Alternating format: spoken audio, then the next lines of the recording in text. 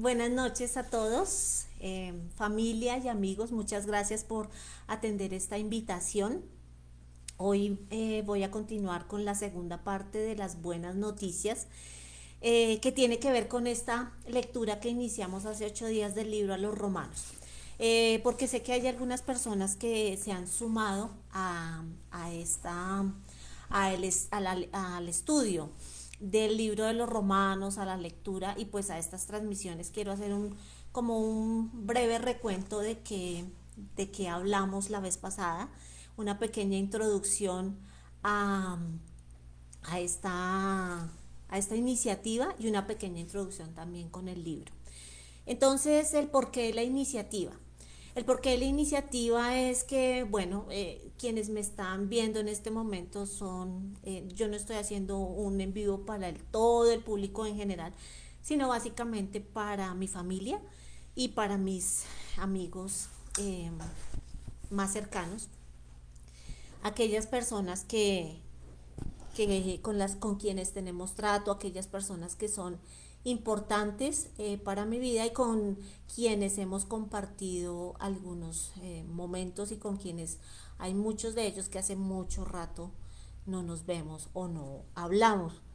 Digamos, lo hice así inicialmente porque es una, es una iniciativa, es una manera de podernos comunicar, de poder estar más cerca en estos tiempos en los que eh, hay que comunicarse más de esta manera virtual que como uno quisiera, pero aún así, en los afanes de la vida, muchas veces uno no estando en ninguna cuarentena no se reunía con los amigos.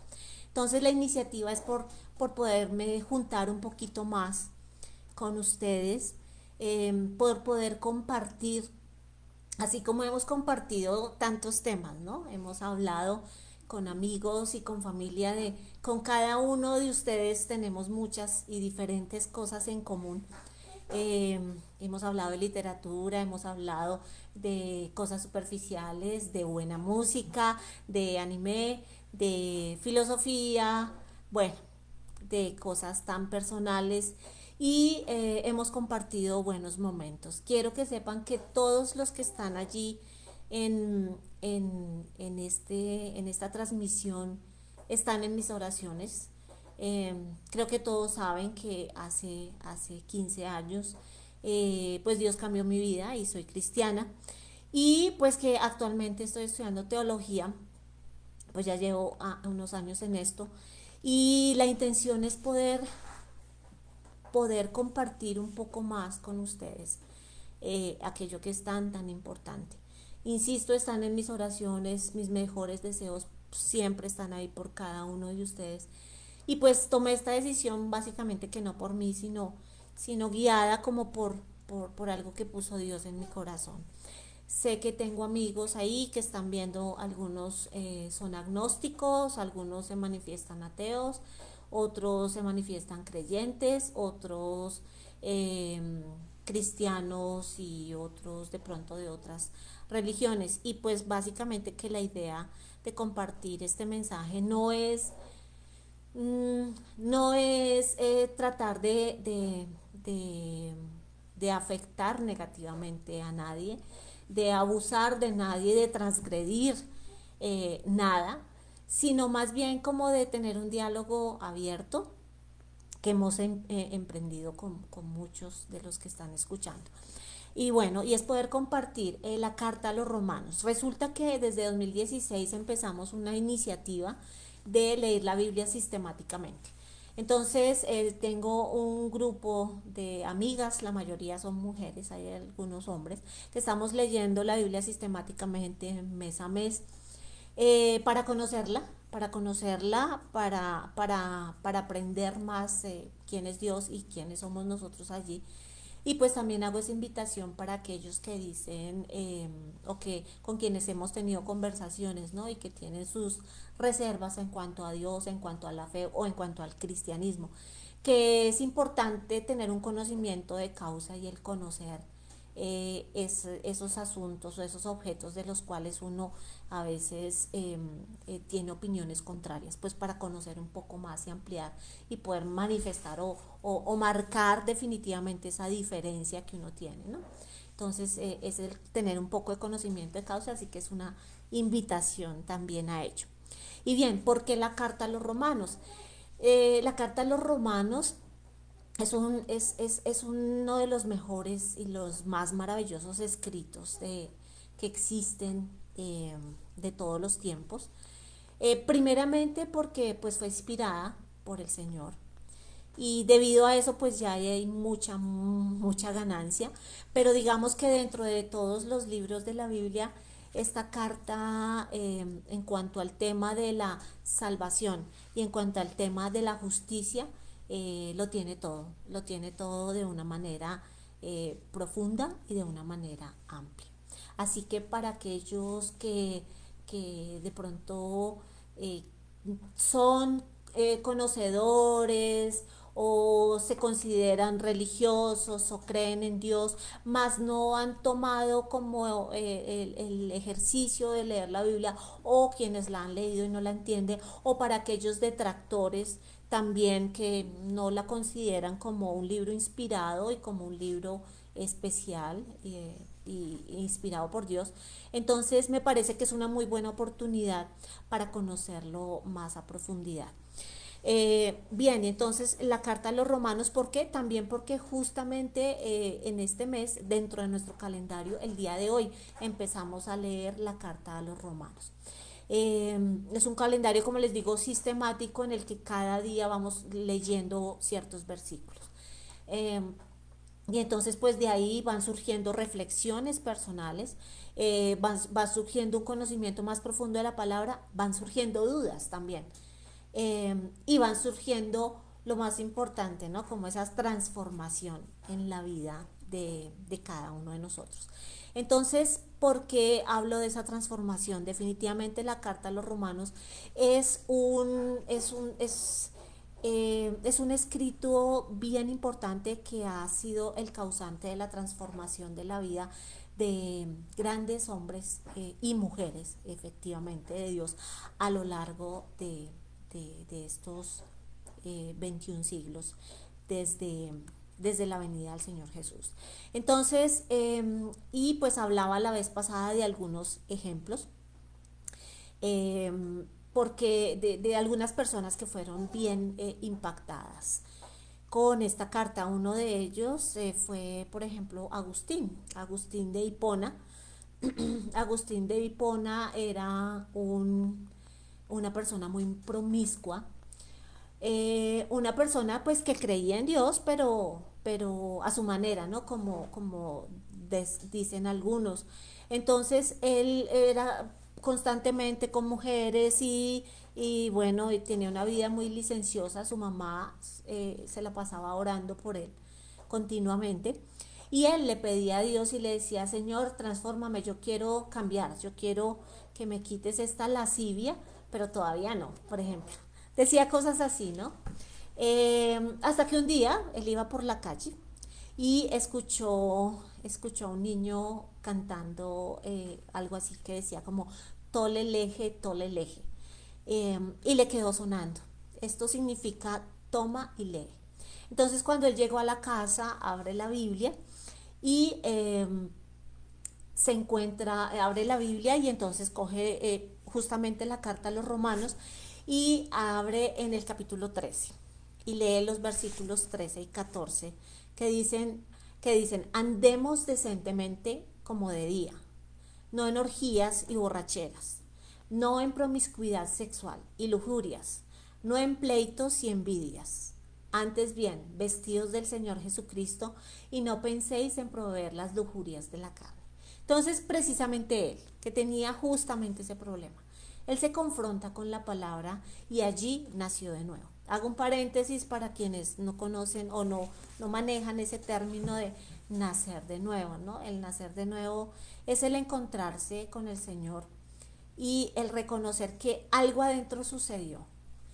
Es algo que no es una experiencia meramente intelectual, es algo que es espiritual, pero que todos tus sentidos lo manifiestan, lo entienden, se manifiesta de una manera que, que no se puede explicar literalmente, pero que tampoco se puede obviar. Es algo que está ahí y que es ineludible, ¿no? Entonces es como una luz interior que se prende y uno dice, ay, creo. Y creo de una manera diferente, ¿no? Creo en el Señor de una manera que ya se genera y uno siente por dentro una convicción. Y eso es algo espiritual, pero que se manifiesta también físicamente porque surge una alegría y también intelectual porque eh, surge una nueva manera de pensar y una nueva manera de proyectar la vida. Eso es el nuevo nacimiento, tratándolo de explicar con algunas palabras, porque lo que digo, eso no se puede como explicar tan literalmente. Bueno, otra persona que fue impactada por el Evangelio, y lo mencioné hace 8 días, fue Martín Lutero.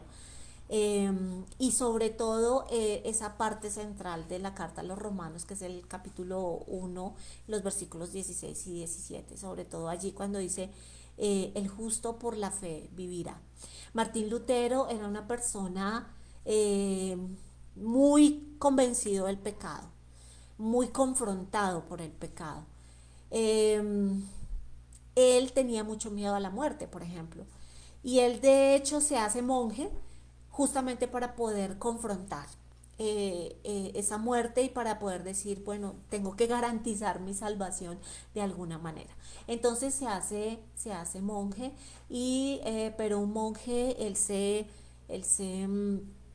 autoflagelaba, él se confesaba continuamente, sus confesiones eran de 3 horas y a veces salía del confesionario y se devolvía porque decía, él sentía que tenía que, que expresar y pedir perdón por todos sus pecados.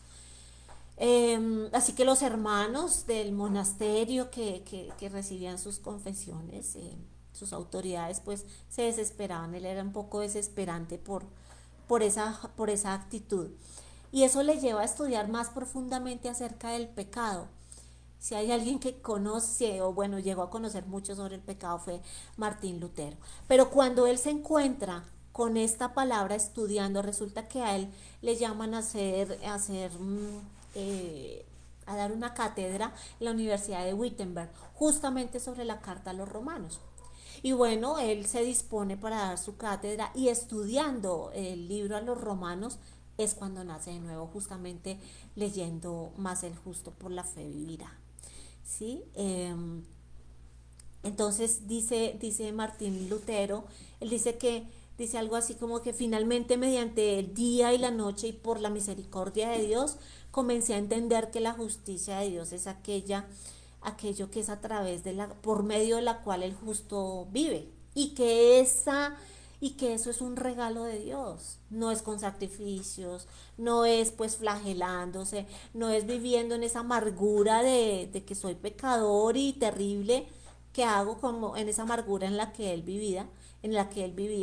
Así que él entendió de qué se trataba esto, que era más el justo por la fe vivirá. Entonces él sintió, y él dice en sus escritos, dice, yo sentí como si hubiera nacido de nuevo por completo y que hubiese entrado al paraíso mismo, dice él, a través de las puertas que habían sido abiertas ampliamente, ¿no? Él estaba dentro de una religión, mas no tenía relación con Dios. Y pues esa es sobre todo como que esta invitación, ¿no? Yo no estoy transmitiendo este mensaje para hacer adeptos y invitarlos a mi iglesia o cosas así. No es para que las personas se inscriban en una u otra religión, para que vayan a esta o a esa iglesia, sino para que se den el chance como de, bueno, miremos, escuchemos y leamos la palabra de Dios para ver, bueno, o leamos esas letras que están ahí, porque hay muchos que dicen que no es la palabra de Dios, pero quiero ver qué pasa ahí, o sea, así como nos hemos dispuesto a leer tantos libros, eh, de otros seres humanos, pues leamos esto que escribió un tal Pablo, ¿no? ¿Y quién fue ese tal Pablo? Pues el tal Pablo era un judío religioso, eh, un judío que era fiel y amador de la ley judía, la ley civil, la ley sacrificial y la ley de los mandamientos de la ley de Dios, ¿no? Entonces todas estas cosas que han marcado, que bueno, en su entonces marcaban la tradición y la vida del judío como tal. Judío de, de la tribu de Benjamín, y pues un hombre que fue formado por un rabino muy importante de la época, Gamaliel, y alguien que fue llamado por Dios de una manera abrupta. Una vez él iba, yo lo mencioné hace 8 días y no voy a profundizar tanto en los detalles, o si no, no voy a avanzar mucho, pero pues él se encuentra con Dios y su vida es transformada, nace de nuevo, de la misma manera que estos personajes. Él se llamaba Saulo de Tarso, pero en esa época se utilizaba mucho, y digamos que en la literatura bíblica se utiliza mucho el cambio de nombre por la misma tradición judía de que los nombres tienen un significado muy especial, y cuando algo sucedía en la vida de una persona que transformaba a esa persona de una manera muy significativa, pues se presentaban esos cambios de nombre, ¿no? Um, Así como Jacob fue llamado Israel, como Abraham fue llamado Abraham, como Sarai fue llamada Sara, como Pedro, Simón fue llamado Pedro, y bueno, Saulo, Pablo, y así sucesivamente. Bien, entonces entrando un poquito ya en todo esto, son como unos datos introductorios, ¿no? Pero ya hablando un poco más de la carta en sí, entonces, bueno, muchos dicen que esta carta es como un tratado muy profundo de teología, ¿no? Y entonces para los estudiosos, eh, a lo largo de los años, y bueno, los contemporáneos que nos gusta la teología y que nos gusta estudiar y que nos gusta leer, pues uno podría decir, uy, sí, es un tratado profundo de teología, pero no, digamos que en su esencia puede ser así, más era una carta escrita a unos hermanos que estaban en Roma, una carta que escribió Pablo cuando ya era un hombre maduro en la fe. Él ya venía de regreso de su tercer viaje misionero, venía de Asia, bueno, venía de lo que es llamado Asia Menor, y venía con un deseo grande de ir a Roma. Eh, varias veces ese viaje tan anhelado a Roma, que no era un capricho propio, sino que era algo que Dios había puesto en su corazón, no se habían podido dar. Siempre hubo obstáculos en ese momento. Entonces, él quiso escribir esa carta para presentarse con estas personas de la iglesia de Roma. Eh, para presentarse y para llevarles el mensaje. ¿Por qué? Vamos a ir mirando como que iba pasando allí. Eh, dice Pablo, Dice Pablo en el capítulo Romanos 1, versículo 1, dice: Pablo, siervo de Jesucristo, llamado a ser apóstol, apartado para el Evangelio de Dios, que él había prometido por sus profetas en las santas escrituras. Entonces, el primer versículo, digamos que hace 8 días yo les comentaba cómo eran, dice, la estructura de una carta en esa época. Entonces, primero se mencionaba al remitente, y después se mencionaba a los destinatarios o al destinatario, y después de eso se daba un saludo, y luego sí se empezaba como con el cuerpo de la carta. Entonces Pablo toma en este saludo, en esta parte introductoria, presentándose a sí mismo 5 versículos. Esta es la carta de todas las que escribió Pablo del Nuevo Testamento. Esta es la única carta que tiene una presentación como tan amplia, un saludo tan amplio. Entonces, y luego se toma otros dos versículos para hablar de los destinatarios y dar el saludo.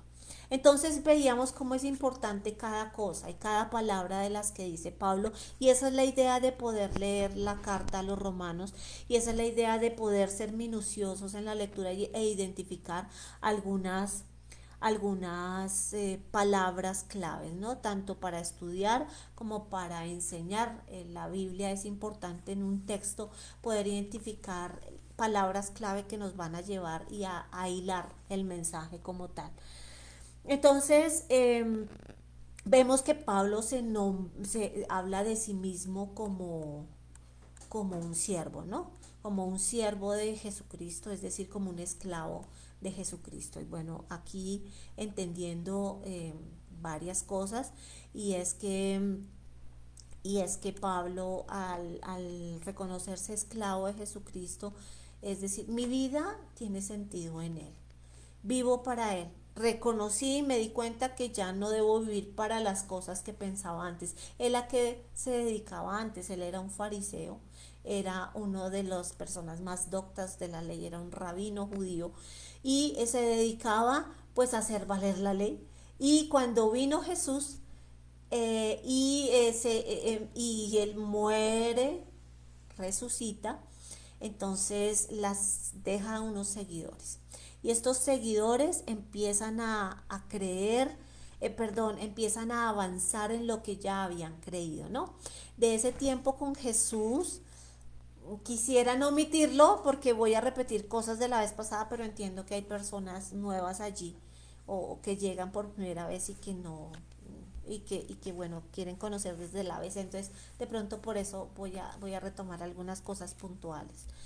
eh, Jesús está durante alrededor de 33 años eh, como hombre, y lo que hace en su tiempo de ministerio, 3 años aproximadamente, escoge a unas personas y les enseña los principios del reino, los principios de Dios, y les explica con plastilina, como diríamos hoy, con parábolas y demás, pero realmente ellos no comprenden todo, no vienen a comprender muchas cosas hasta mucho tiempo después, cuando Jesús ya ha partido.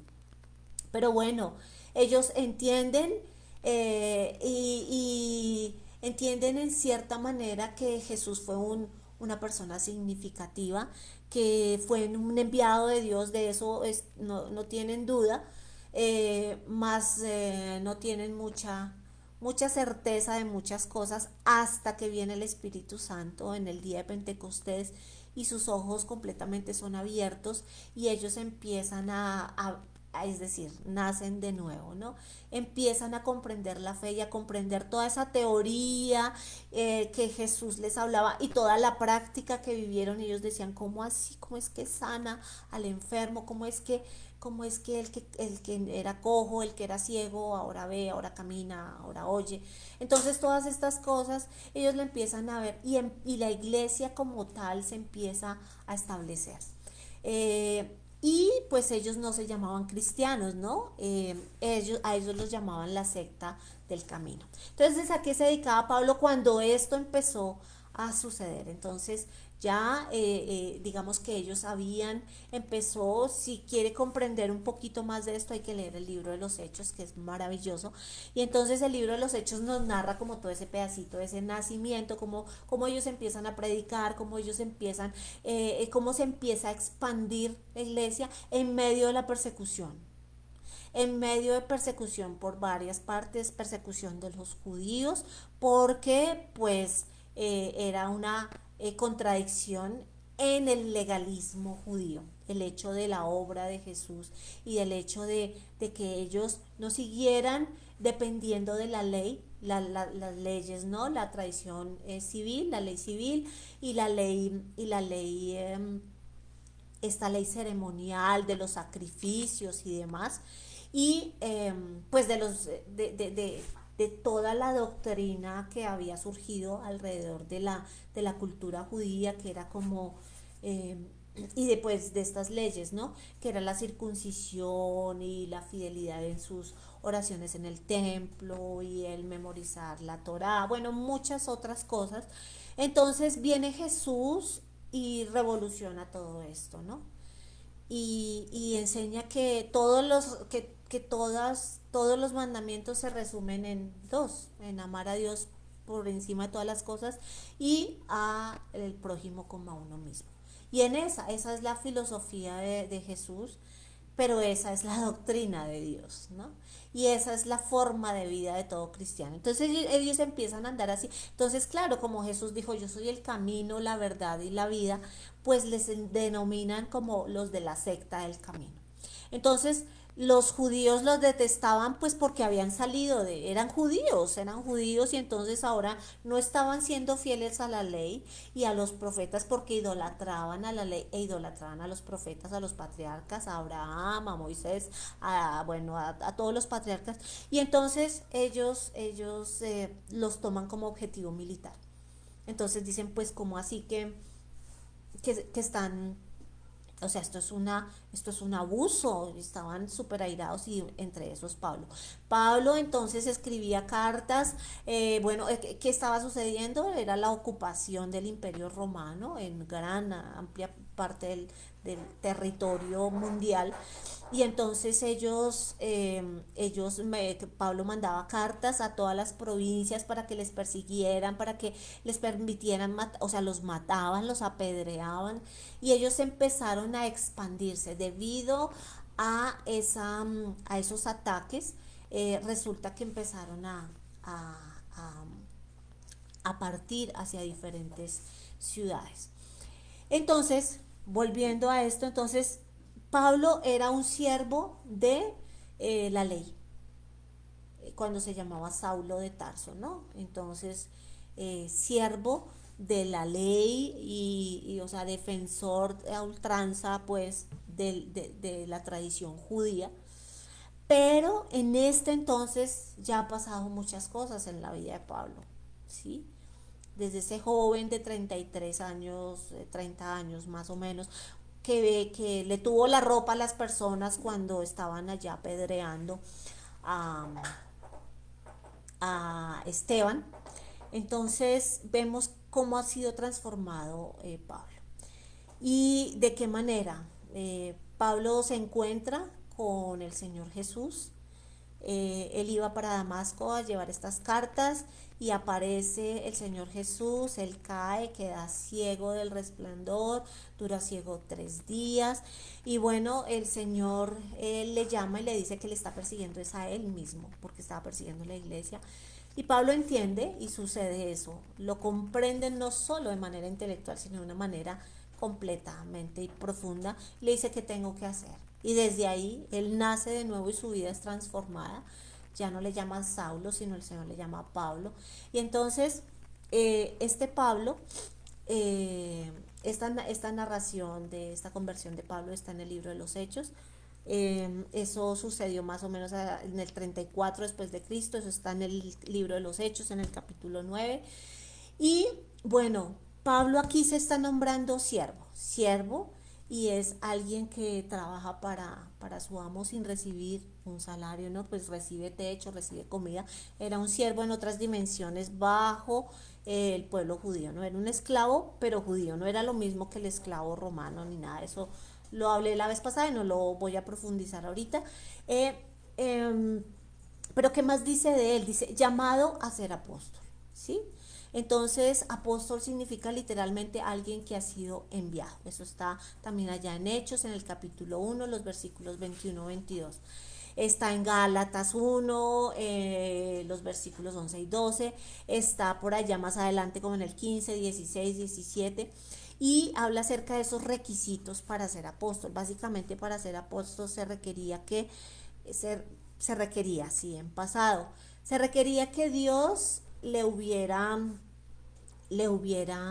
conocido al Señor Jesús y o sea, que hubiera conocido al Señor Jesús después de haber sido resucitado y que hubiera sido discipulado por él mismo. Y esto sucedió con Pablo. cuando el Señor se le aparece, ese Jesucristo ya aún después de resucitado, y resulta que Pablo también dice que, que él fue apartado. Y ese apartado tiene que ver con varias cosas. Tiene que ver con ese llamado a ser apóstol. El primer requisito que es el ser, bueno, escogido por el Señor y que le hubiera conocido resucitado. Y luego que Dios mismo lo hubiera discipulado. Y eso lo vemos en otras de las cartas de Pablo, en donde él cuenta, o sea, cuando él conoce al Señor, él el Señor mismo le lleva, él dura, hay 10 años de la vida de Pablo que no nos cuenta la palabra de Dios como tal, pero que sabemos que estaba en Arabia un tiempo, que él dice que se fue para Arabia un tiempo y que allí pues el Señor fue el que le discipuló.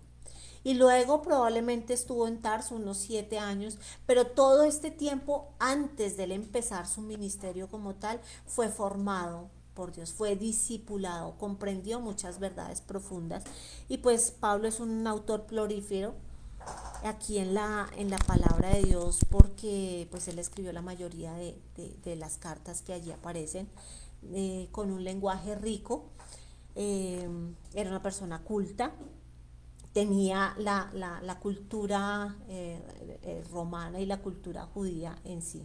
Entonces, él reconoce y él tiene claro que él fue llamado a ser apóstol por el Señor. Y digo que en pasado, cuando decía los requisitos, y es que el apóstol fue lo que el Señor, a estas personas fueran las personas que Jesús instituyó como quienes pusieran las bases, ¿no? Las bases de la iglesia como tal. Y pues las bases de una edificación o las bases de algo se ponen pues una sola vez. Entonces es curioso ver cómo él siendo apóstol se llamaba siervo y cómo hoy también muchos les gusta llamarse apóstoles, pero pues esto no tiene un sustento bíblico realmente. Se autoproclaman apóstoles, pero pues apóstoles en este tiempo realmente no hay, bíblicamente hablando.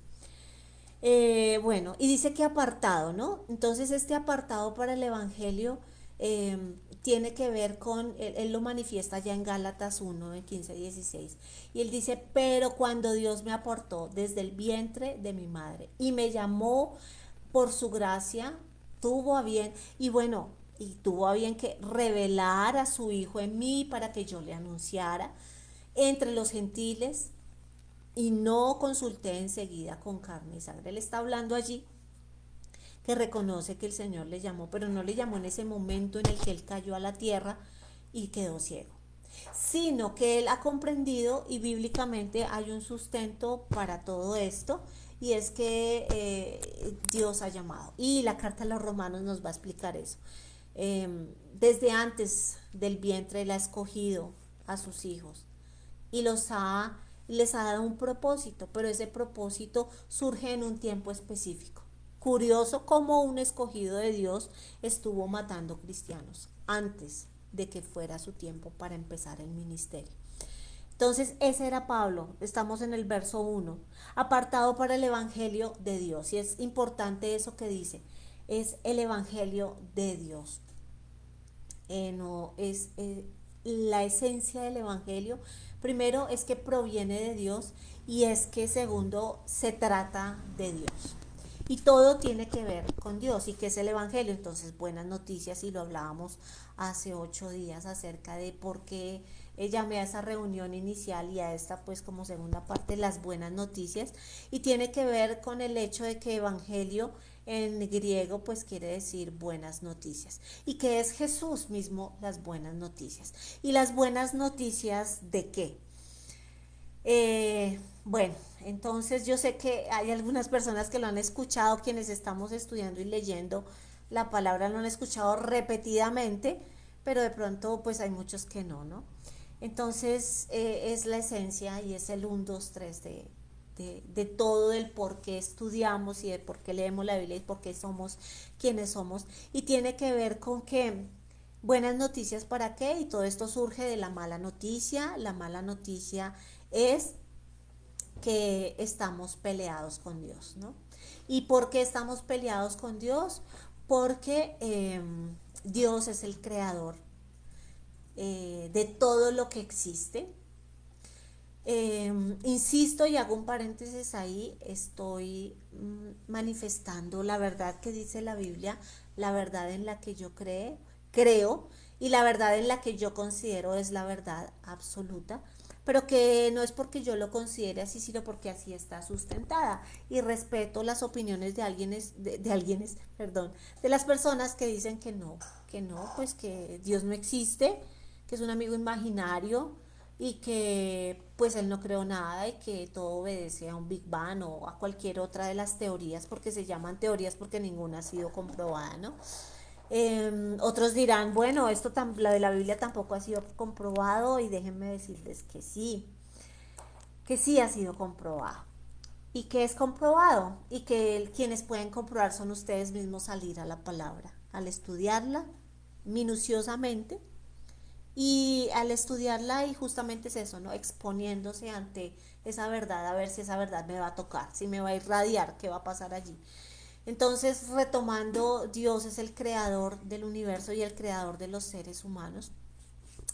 Y si nos parece de pronto a veces difícil creer eso, entonces no es que una célula iba a ir por ahí, se encontró con otra, ya sucedió, y así sucedieron las cosas, o que hubo un Big Bang porque sí, porque pues era el tiempo de haber Big Bang, no sé, las cosas estaban por ahí y entonces hubo una explosión y pues de ahí salió todo porque sí, y entonces los seres humanos porque sí, y tenemos unos organismos tan perfectos y maravillosos porque sí, y entonces toda la maravillosa naturaleza que vemos es así porque sí, o porque ella se creó a sí misma, o sea, una cantidad de cosas que si profundizáramos en esas cosas que a veces trivializamos, pero si las analizamos en detalle nos daríamos cuenta de estas verdades.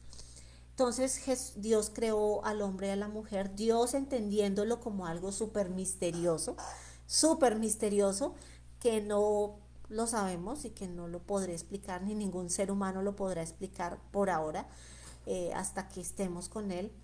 Y es que Dios es tres personas en uno, Padre, Hijo y Espíritu Santo. Y ese Dios trino estaba, es el alfa y el omega, el principio y el fin, creó todo, y creó al hombre y a la mujer conforme a su imagen y a su semejanza, pero les dotó de una voluntad propia. No creó unos robots para que se portaran perfecto como él quería y nunca fallaran, sino que les dio una voluntad propia, más ellos, haciendo caso pues de esa voluntad, se dejaron tentar, y la tentación fue ser como Dios, y eso les pareció bien a ambos y tomaron esa decisión por su propia voluntad.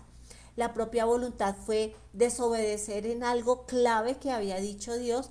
Y ¿para qué? Porque es que si comían de esa fruta o de ese fruto de ese árbol prohibido, ellos serían como Dios. Entonces, de ahí que el pecado de todo ser humano es esa arrogancia, ¿no? Es esa altivez, es esa idolatría por sí mismo, es querer ser, negar al Creador, querer ser él su propio Dios.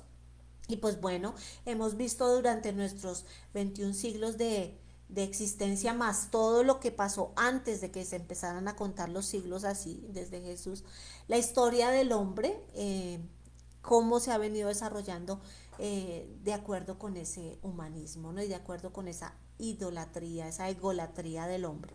Entonces, de ser su propio Dios, entonces es como si la silla le dijera al carpintero, déjeme que yo me termino, déjeme que yo me quiero mandar a mí mismo. Es así, es de ese sentido. Puede sonar exagerado, pero es eso, la criatura se rebeló contra el creador porque no le parece. Al hombre le repugna el reconocer que hay un Dios, le repugna reconocer que ha sido creado. Y entonces esa es la pelea, del hombre con Dios, y esa es la mala noticia. La mala noticia es que pues Dios nos hizo para vivir con Él, con unas características y unas cosas y una imagen y semejanza a Él, para estar en otras condiciones, no como estamos hoy, no como está el planeta y como ha estado desde Adán y Eva hasta la fecha, sino para estar en comunión de verdad íntima, en relación con Dios, para hacer compañía de Dios y para sojuzgar la tierra. Mas no fue así, el hombre tomó su decisión y entonces Dios está airado con el pecado del hombre. Y es que no hay manera de reconciliar a Dios y al hombre por medio de ninguna, ninguna religión. Por medio de ninguna actividad esotérica, metafísica, espiritualista. No hay ninguna otra manera, no hay ninguna manera de volver a enlazar esa amistad entre Dios y el hombre. Entonces, el Señor dijo, el castigo, la paga del pecado es muerte. Y entonces es esa muerte espiritual en la que muchos andan, en la que muchos anduvimos, en la que todos nacemos. Y es eso, muerte espiritual, y terminamos siendo esclavos. ¿Y esclavos de qué? O sea, déjenme decirles que realmente todos somos esclavos. Aquí solo hay dos maneras de ser esclavo. Y una es ser esclavo de nosotros mismos y la otra es ser esclavo, o sea, de nosotros mismos, es decir, del pecado que nos gobierna, y la otra es ser esclavo de Cristo. Pero la esclavitud en Cristo es otra cosa completamente diferente a la concepción de esclavo que tenemos, y la vamos a ver y la vamos a comprender leyendo el libro de los Romanos.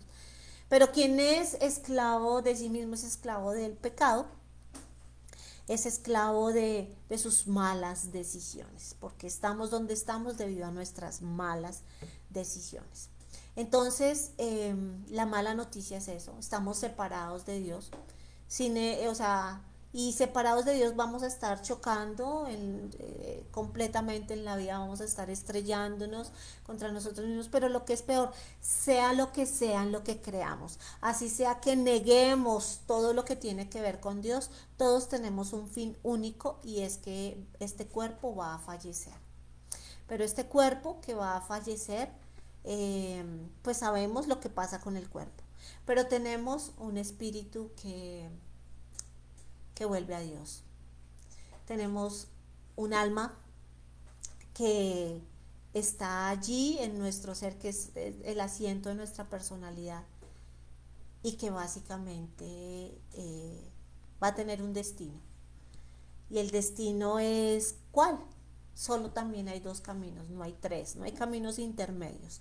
Y todo lo que se puede hacer se debe hacer en vida. Después de muertos no hay solución de nada. No, o sea, la decisión que no tomó un hombre en vida aceptando a Jesús, no la van a cambiar unos rezos o una cantidad de esfuerzos humanos, para que la persona no se pierda eternamente. Entonces es o eternamente con Dios o eternamente en condenación. Eso es, eso es. Y bueno, a muchos les parecerá un cuento de hadas, ¿no?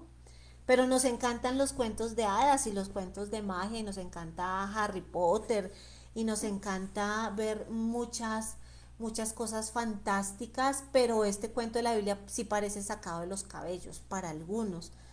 Pero pues esa es la realidad. Esa es la realidad, y es la realidad en qué sentido, en el que realmente miremos cualquier tipo de literatura y cualquier tipo de película, y siempre de alguna u otra manera siempre está esa contienda entre el bien y entre el mal, porque los seres humanos sabemos en nuestro interior que es o un lado o que es el otro.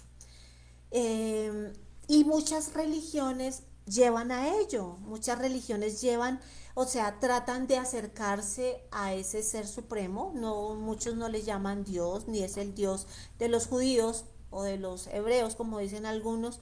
Listo, no es este Dios. Entonces, pero esas religiones llevan y dan unas estrategias y unos procesos para llegar a Brahma, o para llegar al Gran Sahib, o para llegar, bueno, a cualquier concepción de Dios que se tiene, ¿no? Y hay unos iluminados en el proceso y todo esto marca como unas características similares en cuanto a las religiones, y que hay una literatura sagrada para ello, y hay unas profecías, y hay unos procesos, y hay unos caminos, pero realmente si nosotros miramos todos estos dioses, eh, o estos líderes, estos puentes que las religiones han establecido, todos ellos están muertos, todos ellos están muertos, eh, pero Jesús es el único que está vivo. Eh, Está vivo, y está vivo de manera transformadora y evidente en los corazones y en las vidas de las personas que han decidido creer en Él. Y bueno, y está vivo no solamente así de manera metafórica, como decimos, ah, mi papá vive en mí, pero pues ya está muerto y enterrado. No, está vivo, y la Biblia nos dice que Él eh, está en el cielo, habita en nosotros, y que va a venir, y prontamente va a venir, ¿no? Entonces, digamos, concretar aquello que ya está hecho. Él ya lo hizo todo. Lo que debía hacer ya está hecho, y está dando una oportunidad en esta tierra para que tomemos las decisiones, o la decisión a la que Él nos está llamando. Ese es el Evangelio de Dios. Eso estamos en el versículo 1. Ese es el Evangelio de Dios. Las buenas noticias es que es por medio de Jesús.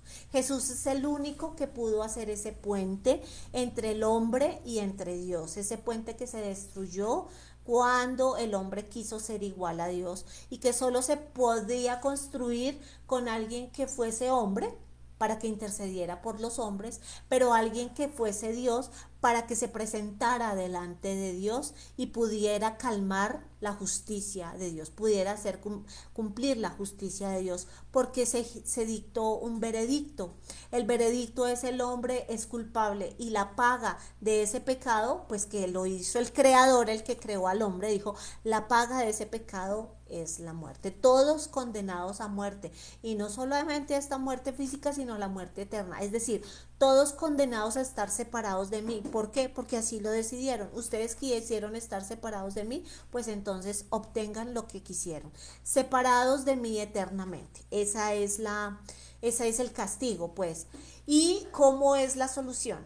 La solución es que solamente la santidad del mismo Dios podía ser cumplida por Él mismo. Así que Él envía a la otra persona de la Trinidad, a la segunda persona de la Trinidad, actuando también por medio de la tercera persona de la Trinidad, que es Jesús, para redimir al hombre, para poder realizar nuevamente esa unión, para que haya un puente. Entonces, todos culpables, sí, veredicto, culpable, se presenta el Señor y dice: listo, yo voy a pagar esa culpa, yo voy a pagar con esa condena.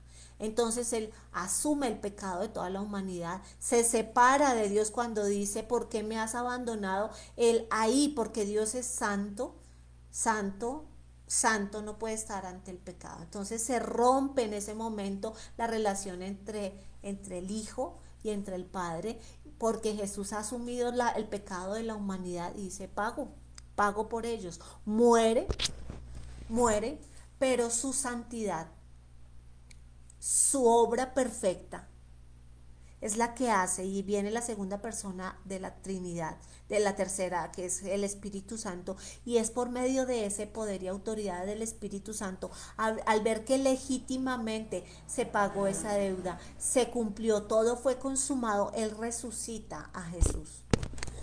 Y bueno, y le lleva al Padre. Y entonces es por medio de fe en aquel que cree en esta verdad, que puede obtener esa salvación. Y entonces, esto es solo de manera introductoria con ese primer verso, pero más adelante la misma palabra nos irá explicando porque sé que para muchos, o sea, esto es como muy, muy, muy sacado de los cabellos, inclusive para muchos creyentes. Pero esa es la idea, o sea, bueno, espéreme a ver qué me está diciendo. Eso es como cuando uno empieza a leer un libro, pues yo, un libro cualquiera, no la Biblia, ¿no? Empiezo a leer y digo, bueno, espere, aunque esto no me parece, pero espere a ver qué es lo que me quieren decir y cómo es, ¿no? Entonces yo los quiero invitar a que, como que digamos, bueno, todo eso que está hablando Caterina, o sea, eso qué cuento es, o sea, bueno, que sea el Señor y el que me explique, el que me muestre, el que me detalle esto, porque no se trata tanto del ejercicio intelectual, sino del espiritual. Pero entonces lo que quería narrar con esto es, ese es el Evangelio. Las buenas noticias es que hubo unas malas noticias, pero la buena noticia es que de tal manera amó Dios a toda la humanidad, aún estando enojado y aún siendo un Dios justo. Él estaba enojado, pero dijo, no es justo, o sea, no quiero que se pierdan todos. Pero la única manera de hacerlo era que legítimamente se pagara por ese pecado, que Él envió a su Hijo, para que todo aquel que en Él cree, no es porque Jesús vino ya todo el mundo puede hacer lo que quiere, no, es quien cree en Jesús. No se perderá, sino que tendrá vida eterna. Y cuando eso se hace verdad, cuando hay esa fe y hay ese nuevo nacimiento que surge, ya todo se tiene más claro. O sea, ya no es un lavado cerebral, es una convicción profunda de que por medio de la fe llegué a creer. Y Romanos nos va a enseñar eso. Es por medio de la fe y de la fe en Jesús. Eso lo enseña la Biblia y eso lo enseña toda la Biblia. Y Romanos nos lo condensa y nos lo explica de manera súper detallada. No es la fe más obras, no es la fe más la religión X, Y o Z, no es la fe más el santo X, Y o Z. No, es solo la fe y solo por medio de Jesucristo. Estos son postulados que han estado allí en la palabra desde que la palabra de Dios fue escrita, o sea, desde que Dios se manifestó a los hombres. Y desde el Antiguo Testamento está allí. Pero aquí en Pablo se hace más cercano a nuestro lenguaje, se hace más evidente y se aclaran mucho más eh, los detalles de esta situación. Entonces es solamente a través de Jesús y vamos solamente en el primer versículo, en el primer versículo en el que Pablo se está presentando a sí mismo. Entonces, perdón, que es que tengo unas personas aquí por el celular y se les cayó la llamada, un segundo. Entonces, primer versículo, segundo versículo, que él había prometido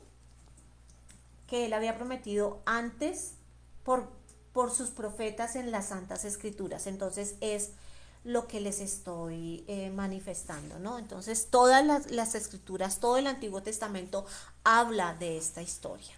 Habla de quién es Jesús, habla de qué vendría. Y todos aquellos que en el pasado, antes de que Jesús se hiciera hombre, todos aquellos que en el pasado creyeron en él también fueron salvos.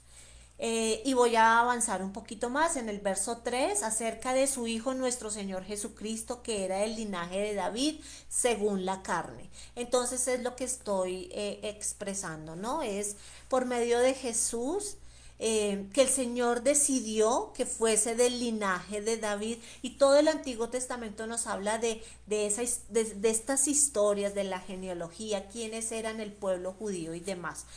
Y el Señor, según la carne, cuando habla allí es según, o sea, carne en este sentido es en el cuerpo, ¿no? Humanamente, o sea, por herencia, provino del linaje de David, o sea, según la Virgen María. Y entonces dice, y que fue declarado Hijo de Dios con poder según el Espíritu de Santidad por la resurrección de entre los muertos. Eso es lo que yo he venido hablando hace un rato. Entonces fue declarado Hijo de Dios con poder, Hijo de Dios obediente, Hijo de Dios que hizo lo que era su propósito. Jesús vino a la tierra pero no actuando como Dios, él actuó como un hombre. Él se despojó de su divinidad Y todo lo que hizo lo hizo como un ser humano conectado con Dios. Él vino a vivir como un hombre puede vivir sin romper la relación con Dios. En él no hubo pecado. Y él vino a, parte de su ministerio era enseñarnos ese camino. Era por esencia y por, o sea, no era solo por una convicción y porque una religión se lo dijo y porque alguien le dijo, leas este libro y verá que será así. No, era una convicción en su esencia. Era algo que era inmanente a él. Entonces, él, Jesús, eh, actuó como hombre, despojándose, pudiendo, o sea, soportó todas las humillaciones. Con el poder que él tenía pudo haber hecho muchas cosas, pero él lo que hizo fue ser humilde y cumplir con la misión que le había sido otorgada. Así que Jesús cumple con ese propósito y el Espíritu de Santidad, que es el mismo Espíritu Santo o Espíritu de Cristo, que se le llama de varias maneras al Espíritu Santo, fue declarado Hijo de Dios con poder. La Biblia nos habla, y lo vamos a ver más detalladamente cuando avancemos en Romanos, eh, y no solo Romanos, toda la Biblia nos habla acerca de que todas las cosas fueron creadas por Jesús y para la gloria y la honra de Jesús. Y toda la Biblia es un libro que nos habla de eso, de Jesús. Claro, también nos habla de la restauración, el rescate del hombre. Pero el personaje central es Jesús, quien por amor se dio a la humanidad. La Biblia está llena de unos relatos terribles, ahí hay cosas terribles y más apasionantes que en cualquier película de acción, de terror también, de suspenso, de amor, o sea, ahí está todo. Y habla de la esencia del ser humano, muestra quiénes somos. Y muestra a Dios siempre revelándose o sea, manifestándose a la vida de los hombres. Y continúa el apóstol diciendo que por quien recibimos la gracia y el apostolado para la obediencia a la fe en todas las naciones, por amor de su nombre. Entonces él todavía se está presentando, no ha empezado a hablar de los destinatarios y él está hablando de quienes que recibió junto con los otros apóstoles la gracia, es decir, algo que es un favor inmerecido, es un regalo de Dios, es un don, eso es la gracia, el apostolado para la obediencia a la fe. Y es eso, es lo que dicta, o sea, la fe es lo que dicta el actuar en nuestros corazones. El creyente obra por fe, pero porque es algo que nace de lo profundo de ese Dios que habita en nosotros. Es la fe en ese Jesús, en ese Dios, y todo es por amor a su nombre. Mire que no es por la vanagloria, ¿no? No es por el, no es por el querer ser popular, no es por el, o sea, Pablo no estaba escribiéndole a los romanos para decir, uy, miren, quieren saber quién es el apóstol más sobresaliente por estas épocas, de ninguna manera. Era el amor al Señor, y la palabra, más adelante lo dice, ¿no? El amor del Señor nos constriñe, nos impulsa, nos guía a hacer esto. Y eso es lo que nos pasa a los creyentes, que de pronto en una etapa inmadura, y comprendan, de pronto, y compréndanos, algunas personas que de pronto de manera agresiva o de manera inquisitiva o de manera impositiva tratan de manifestar el evangelio, de compartirlo, y a veces es ofensivo. Yo misma fui, a mí misma me pasó eso, digamos, el hecho de no querer saber nada de Dios por esa insistencia molesta, por esa opresión, por esa religiosidad, por ese legalismo, por ese legalismo, por ese legalismo de querer imponerle a uno, o sea, como que se reciba al Señor como casi de manera de exorcismo, ¿no? Eso puede ser molesto en muchos casos. Eh, y es a veces, pero es por amor, es realmente por amor. Por amor primeramente al Señor. Por amor porque cuando uno tiene claras tantas verdades y sabe que este tiempo en la tierra es tan pequeñito y tan temporal que a uno no, uno sabe que es tan tonto enredarse en cosas tan que no son tan trascendentales. Y si uno ve a una persona sufriendo y amarrada en eso, perdón, una veces quisiera como sacudir, ¿no? Como hacer reaccionar. Y entiendo que eso pasaba, por ejemplo, en mi caso cuando no conocía al Señor. Eh, entonces, es por el amor también a las personas. Eh, Cuando uno, en mi caso que me encanta cocinar, cuando yo cocino algo rico, yo quiero compartirlo con alguien más. Bueno, y aunque no cocine rico, ¿no? O sea, si hay alguien de mi familia o a un amigo, o sea, uno quiere compartir lo bueno. Si uno sabe de una buena noticia, uno la quiere compartir y es por amor, ¿no? Entonces es por amor a nuestro Dios, a quien le debemos todo, pero también es por amor a todos, a toda la creación del Señor. Es por amor a toda la creación, incluyendo, o sea, a los hombres primeramente, claro, pero a todos, ¿no? A la tierra, al ambiente que nos dio, a este planeta. Y todo lo bueno, todo lo agradable, todo lo que tiene buen nombre, todo lo que es digno de ser admirado, proviene de esto, del amor a Dios. Y eso es lo que transforma la vida de un creyente, el querer luchar por la justicia social, el querer luchar por el bienestar de los demás, el querer luchar por proteger el medio ambiente, el querer hacer las cosas bien. Eh, Porque somos mayordomos de un Dios maravilloso que lo hizo todo por amor y porque nos duele ver a la humanidad sufriendo como sufre por el desconocimiento de la verdad, por la arrogancia, por la apatía, por el individualismo, bueno, todas estas cosas. Así que esta es la fe, es una obediencia a la fe, pero es una manera de manifestar la fe. Y yo les pido perdón por de pronto todas las personas, las iglesias, los grupos, las manifestaciones de fe errónea que de pronto han tenido cada uno de ustedes de presenciar. Y aún por mi propio, perdón, testimonio o forma de actuar, yo pido perdón porque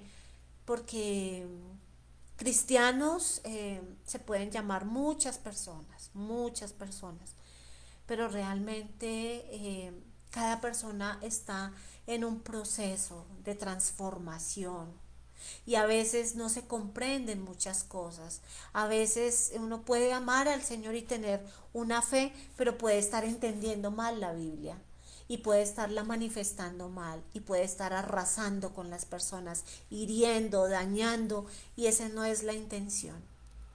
A veces la inmadurez en la fe de personas que llevan hartos años en el Evangelio es evidente y hace mucho daño.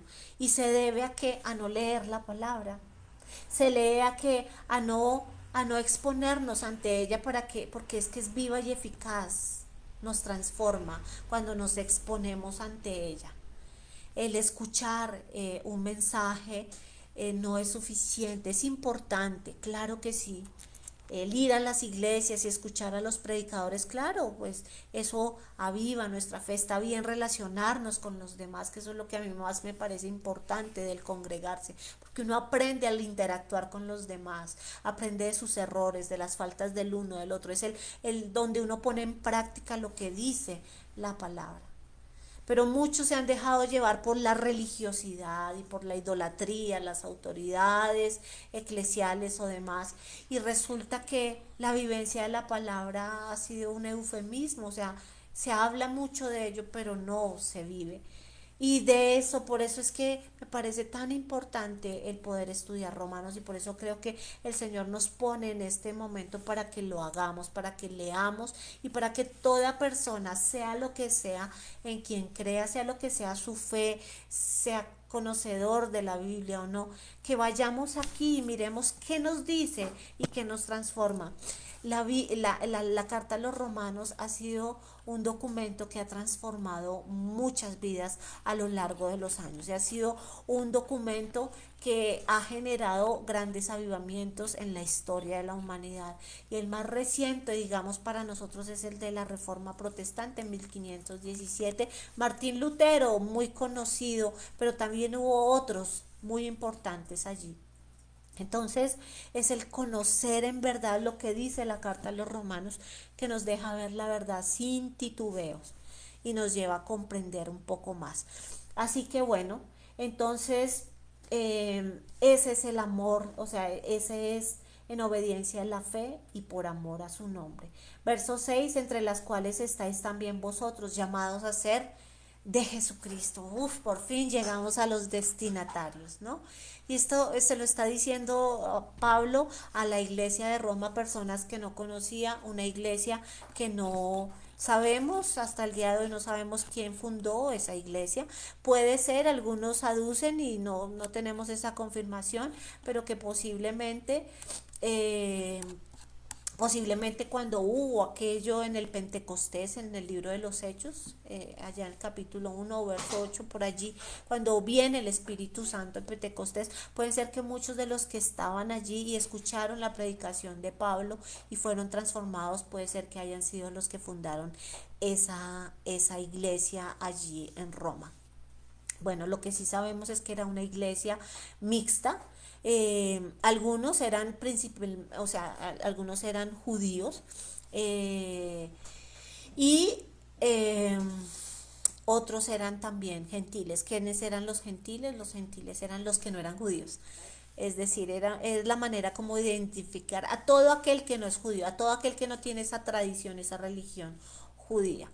Entonces, eso lo podemos ver, digamos que cuando decimos que Pablo es el autor o que esto era así o así, pues esto proviene de un estudio, ¿no? Y de un estudio no uno, sino un estudio a lo largo de los años y a lo largo del poder identificar, hay unas evidencias internas en la misma palabra que nos dejan ver con claridad hechos y eventos, y otra es la evidencia externa que son los descubrimientos arqueológicos, paleoantropológicos y bueno, y históricos y demás.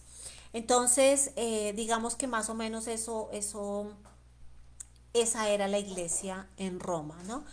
Y pues Roma, ¿qué era? Roma era la capital del imperio, o sea, era una iglesia muy importante.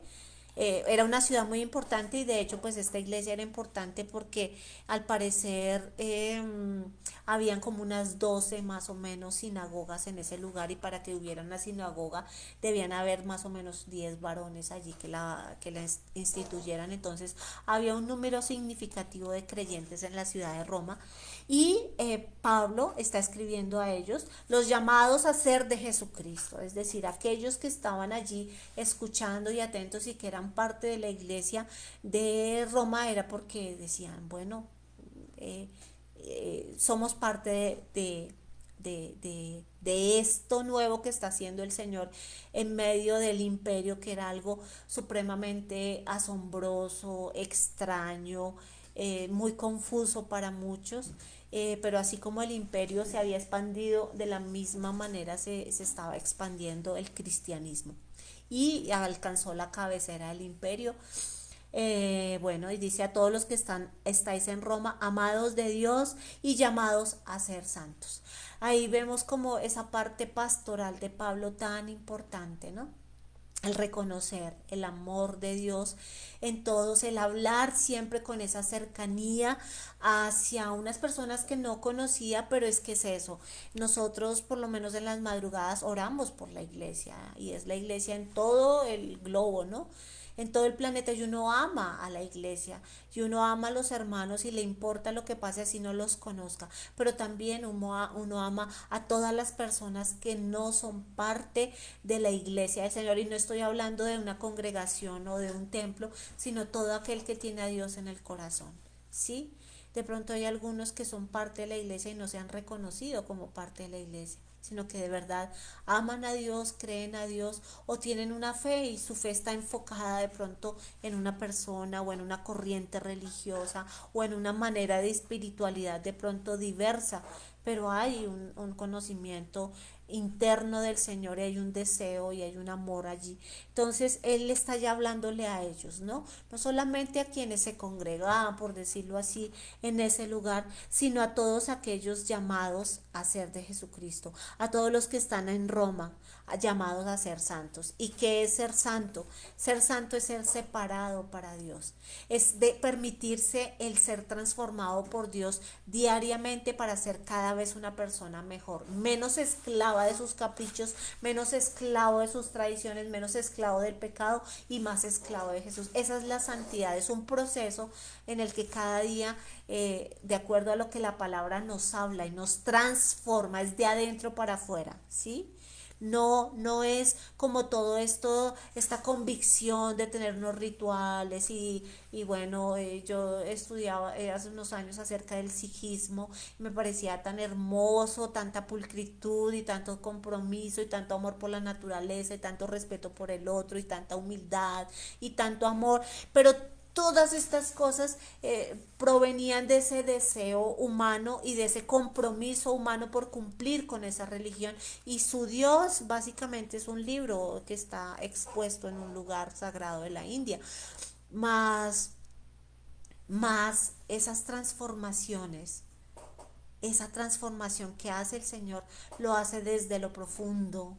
Y ya es algo, es una transformación que se empieza es a evidenciar por la misma manifestación del ser, no tanto por el hacer, sino por el ser de la persona, que a lo largo del tiempo, pues claro, los demás lo van a ver en el hacer. ¿Sí? Entonces hay una diferencia grande cuando viene el Señor y lo transforma uno desde adentro para afuera. Cuando no es la religión que le dice a uno vístase de esta manera o vístase de la otra o no se haga tal cosa en la piel o no sé qué, no haga, no se vista de esta manera, de la otra. No, no, no, no. Tiene que ver con una transformación, una convicción completamente interna. Y bueno, para terminar entonces, digamos, esta primera parte de estos destinatarios. Entonces son ellos los llamados a ser santos. Y les dice gracia y paz a vosotros de Dios nuestro Padre y del Señor Jesucristo. Ese saludo que, que hace Pablo o esa, bueno, sí, es un saludo. Gracia y paz. Él hace una combinación de el saludo hebreo con el saludo romano. Hace una combinación allí de palabras, tradicionalmente la gracia con la cual se saludaban y se daban esos buenos deseos entre los gentiles, que es el charis o el caris de la gracia, esa bendición de parte de Dios, ¿no? Lo que ha sido dado de parte de Dios. Y la paz, que es el shalom hebreo. Entonces él combina este saludo y lo combina en todas sus cartas, bueno, a excepción de dos, creo. Él hace este saludo a los hermanos, eh, entendiendo que Dios no vino, y él lo habla aquí, de hecho esta iglesia, como hablamos, era mixta. El mensaje del Señor no es exclusivo para los judíos y digamos esto era parte de los problemas que se presentaban en ese tiempo. Tengo algunos amigos que dicen, es que usted cree en el Dios judío, pues realmente el Dios no es judío porque de hecho el pueblo de Israel no existía cuando el Señor llamó a Abraham. Abraham era un gentil, Abraham era alguien no judío, no existía ese pueblo y el Señor lo fundó a través o por medio de él. Entonces es el reconocer que Dios no hace acepción de personas, que el Evangelio es para todo el mundo, que hay unas malas concepciones de acuerdo a que, claro, Dios sí escogió un territorio geográfico y sí escogió un pueblo, o sea, él formó, no escogió, o sea, bueno, sí lo escogió en su providencia, pero ese pueblo no existía, él formó un pueblo que fue ese pueblo judío sobre el cual él fundamentó, pues digamos, toda esta historia, pero ellos, el Jesús vino a ellos y ellos le rechazaron. Entonces, la fe no es exclusiva de los judíos. Nosotros al estudiar la palabra de Dios no es que seamos unos judaizantes, no queremos volvernos judíos. Realmente lo que creemos es un Dios que es un Dios universal para todos, que Él escogió y tuvo unas decisiones que solo nos explicará el por qué quiso que fueran los judíos y no los XYZ, otro nombre que se pudo haber inventado en otro lugar geográfico del planeta. No sabemos por qué, pero lo que sí sabemos es que ellos rechazaron al Señor. ¿Sí? Lo que sí sabemos es que ellos hasta el día de hoy siguen con su religión, el judaísmo, y siguen con sus tradiciones y siguen siendo unos malos vecinos, y siguen portándose muy mal. Entonces, nosotros, si bien respetamos el deseo o la manera como Dios actuó y Él escogió un pueblo, y si bien respetamos a los judíos, no respetamos menos a los bolivianos o a los alemanes, porque pues toda la raza humana, o sea, somos una sola raza, ¿sí? Solo existe una sola raza y es la creada por Dios.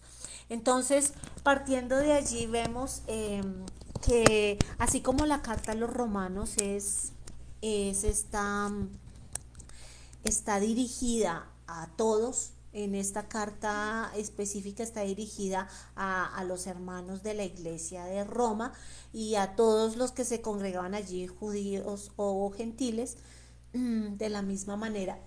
Perdón, nosotros todos los que me están escuchando, eh, hemos sido llamados.